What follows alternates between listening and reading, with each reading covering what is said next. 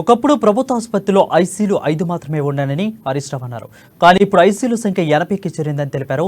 పేదల పట్ల సీఎంకు ఉన్న ప్రేమకు ఇదే నిదర్శనమని సీఎం కేసీఆర్ను కొనియాడారు. హైదరాబాద్లోని రవీంద్ర భారతిలో వైద్య ఆరోగ్య శాఖ 10 ఏళ్ల ప్రగతి నివేదికలు మంత్రి హరీష్ రావు ఆవిష్కరించారు. రాష్ట్రంలో మాతా శిశు మరణాలు గణనీయంగా తగ్గించమని అన్నారు. అయితే 2014కు ముందు 3 డయాలసిస్ కేంద్రాలు మాత్రమే ఉండేవని, కేసీఆర్ నాయకత్వంలో రాష్ట్రం అన్ని విధాలుగా అభివృద్ధి చెందుతుందని అన్నారు.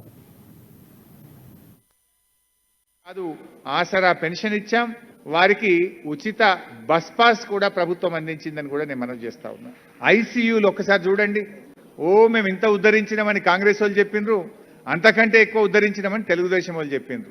ఏంటయ్యా అంటే మొత్తం తెలంగాణ రాష్ట్రంలో ఐసీయూలు 5. ఎవరైనా మనిషి సీరియస్గా ఉంటే ముక్కుకు మన మిషన్ పెట్టి గాలిని కృత్రిమంగా అందిస్తాం. ప్రైవేట్ ఆసుపత్రిలో పోతే ఐసీయూ బెడ్కు రోజుకు 10,000 నుంచి స్టార్ట్ అయ్యి ₹1,00,000 ఉంటుంది. పేదవాడు భరించగలుగుతాడా? ఆ రోజు ఇంత పోటీపడి ఇక గొప్ప గొప్ప నినాదాలు, అటు కాంగ్రెస్ది ఇటు తెలుగుదేశంది. ఎన్ని ఐసీయూలు ఉన్నాయి తెలంగాణలో అంటే 5. ఈ రోజు 80 ఐసీయూలు పెట్టినాం.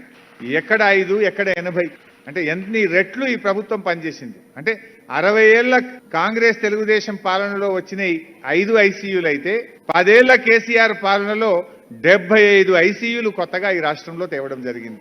ఇది ప్రభుత్వం పేదల పట్ల ఉన్న కన్సర్న్ కు ఒక నిదర్శనంగా మనం చెప్పుకోవచ్చు. అదే విధంగా చిన్న పిల్లలకు, అప్పుడే పుట్టినటువంటి పిల్లలకు NBCU అని మనం ప్రత్యేక శిశు సంరక్షణ యూనిట్లు, DPCUలు, డెడికేటెడ్ పీడియాట్రిక్ యూనిట్, పిల్లలకు కూడా, పుట్టిన పిల్లలకు కూడా వెంటిలేటర్స్ కానీ, ఆక్సిజన్ సౌకర్యం కానీ, వారికి అవసరమైన వార్మర్స్ కానీ,